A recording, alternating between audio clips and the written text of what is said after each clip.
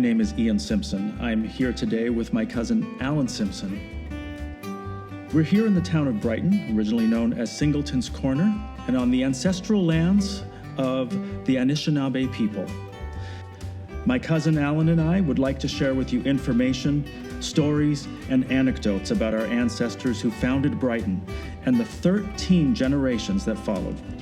Thank you, and I hope you enjoy this episode of Brighton, I Remember. When the church was the center of everything that went on. The Queen was going to visit Canada, Ontario. I had a trig teacher who called me to the board one day. He just looked at me and said, "A beautiful but dumb Miss Maybe."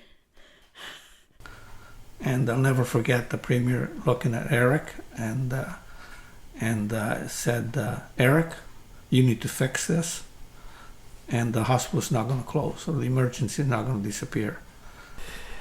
He served in the First World War with the Canadian Expeditionary Forces and actually got captured. He was a POW for a year or something like that. The experimental farm concept was an interesting one. The farms were located in agricultural areas and were there to support the local agricultural industry, particularly farmers. He decided to take a plate from the kitchen supply and write on it. And as he was going through Brighton,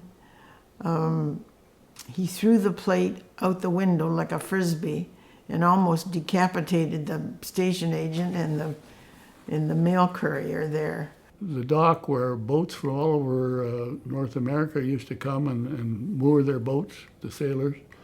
And we previously mentioned the golf course, but they had regattas every year. And they had a ball diamond there where we used to have weekend ball games against the Presqu'île against Brighton. And there was an airfield there that planes used to land.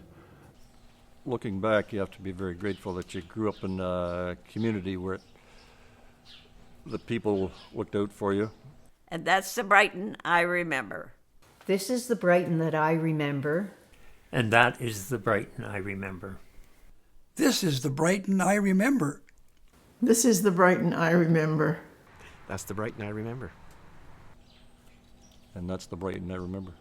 I am Eugenia Benge, the better half of Ralph Benge, and we have bought the station and turned it into a museum. When given the option to pass on this detail due to inclement weather, their answer is always no.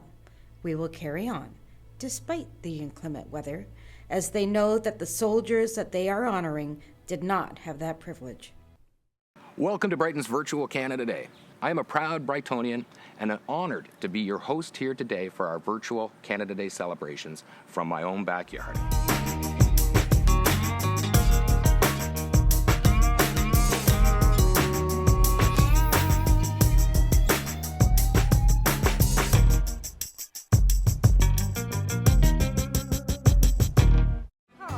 Come to the cod.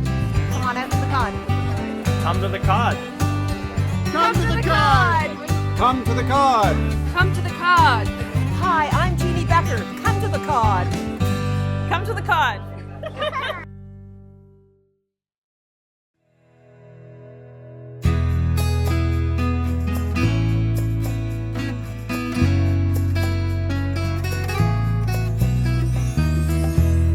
Hello, I'm Dan Buchanan. Here in Brighton, they call me Dan the History Guy. In the early evening of July 13th in 1973, a tornado barreled through downtown Brighton. 100 mature trees were ripped from the ground and countless buildings were damaged. Now, 50 years later, we invite you to join us on July 8th to take a look back. Walk through a 32-picture gallery and enjoy a short video documentary. So what we're going to do is take you through scene one, cut one, of an interview with Beck. Remember I told you we erased things that distracted people? When we took this photograph, there's a dead cow lying there. Oh. So with the wonders of digital software, we gave the cow a decent burial through pruning.